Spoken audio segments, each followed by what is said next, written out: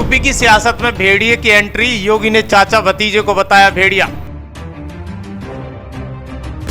CM योगी का अखिलेश यादव और चाचा शिवपाल पर तीखा प्रहार। योगी बोले पहले जाति जाति को भिड़ाया, फिर आपसी दंगा भड़काया। अखिलेश बोले 27 में बनेगी सरकार तो सारे बुलडोजरों का रुख गोरखपुर की तरफ होगा। योगी बोले बुलडोजर चलने की क्षमता और प्रतिज्ञा दिलों और दिमाग में हो, वही चला सकता है बुलडोजर। उत्तर प्रदेश के मुख्यमंत्री योगी आदित्यनाथ और समाजवादी पार्टी प्रमुख अखिलेश यादव के बीच राजनीतिक प्रतिद्वंद काफी पुराना है। 2017 में भाजपा के सत्ता में आने के बाद से ही योगी और अखिलेश एक दूसरे पर लगातार हमलावर रहे हैं। दोनों नेताओं के बीच बयानबाजी और एक दूसरे पर तंज कसना आम बात है। इसी बीच एक बार फिर सीएम योगी ने अखिलेश यादव पर तीखा प्रहार किया है। उन्होंने कहा है कि 2017 से पहले प्रदेश में लूट खसूट करने वाले अब टीपू सुल्तान बनने की कोशिश कर रहे हैं। सीएम ने कहा कि एक समय था जब एक धारावाहिक मुंगेरी लाल के हसीन सपने आता था।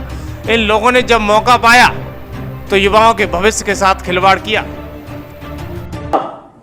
उन्होंने पहले पहचान का संकट खड़ा किया अपनी अराजक गतिविधियों से, अपने भ्रष्टाचारी गतिविधियों से, और फिर प्रदेश को दंगों की आग में झोंकने का काम भी किया था। प्रदेश के शांतिपूर्ण और सौहार्दपूर्ण माहौल को आपस में ही लड़ाने का काम किया। पहले जाति जाति को लड़ाया, फिर वर्ग, मत और मजहबों को आपस में ही भिड़ाने का काम किया। महीनों महीनों दंगों की आग में झुलसता रहा उत्तर प्रदेश। प्रदेश की राजधानी लखनऊ में आज बुधवार को नियुक्ति वितरण कार्यक्रम का आयोजन हुआ। सीएम योगी इस कार्यक्रम का हिस्सा बने। इस दौरान सीएम योगी ने समाजवादी पार्टी पर तीखा हमला बोला। उन्होंने कहा कि प्रदेश के कुछ जिलों में आदमखोर भेड़िए आतंक फैलाए हुए हैं। 2017 के पहले से भी यही स्थिति थी। सपा के लोग ऐसे ही वसूली से तबाही मचाते थे। कुछ आदमखोर भेड़िया प्रदेश के अंदर अलग अलग जनपदों में उत्पात मचा रहे हैं, और कमोबेश यही स्थिति 2017 के पहले प्रदेश की थी। ये लोग उस समय कितनी तबाही मचाए हुए थे, किसी से छुपा हुआ नहीं है। और इनके भी एरिया बटे हुए थे वसूली के, कहीं चाचा कहीं भतीजे। महाभारत के सारे रिश्ते थे, सारे रिश्ते। फेल हो जाएगा। महाभारत का दूसरा दृश्य वहां देखने को मिलता था, और वही दृश्य उस समय भी देखने को मिलता था। बहन और भाइयों, मैं तो केवल आपसे एक ही बात कहूंगा, ये जो लोग बोलते हैं इनको अवसर दिया गया था। जब उन्होंने नहीं किया है और जब इन्हें अवसर मिला है कि वो लूट खसोट किए हैं, तो इनको फिर से ये लोग कुछ भी बोले, कभी विश्वास करने की आवश्यकता नहीं। ये लोग बोलते रहेंगे क्योंकि इनके पास अब बोलने के सिवाय कुछ भी नहीं बचा हुआ है। साथ ही उन्होंने समाजवादी पार्टी के राष्ट्रीय अध्यक्ष अखिलेश यादव और चाचा शिवपाल यादव पर तीखा प्रहार किया। अपने बयान में उन्होंने कहा 2017 से पहले चाचा भतीजे सब वसूली पर निकल जाते थे। ये लोग फिर से नए रंग रोगन लगाकर आना चाहते हैं। जब शांति और सौहार्द नहीं रहेगा, कोई निवेश क्यों करेगा? विकास कैसे हो पाएगा? पहचान का संकट खड़ा होगा, हर तबके का व्यक्ति तबाह होगा।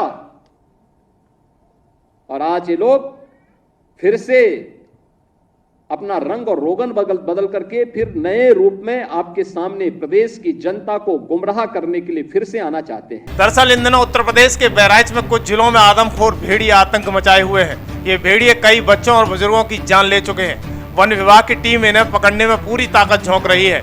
कई भेड़ियों को पकड़ लिया गया है और कुछ भेड़िया अभी भी खुलेआम घूम रहे हैं और आए दिन बच्चों को शिकार बना रहे हैं। इन भेड़ियों का ही उदाहरण के तौर पर सीएम योगी ने समाजवादी पार्टी पर हमला बोला है।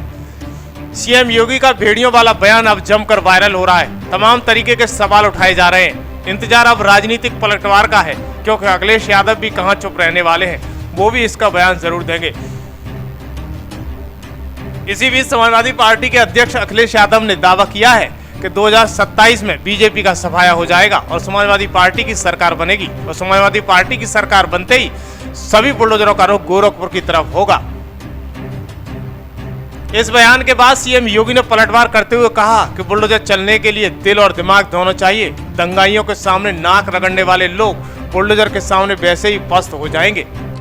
बुलडोजर पे हर एक व्यक्ति के हाथ नहीं फिट हो सकते,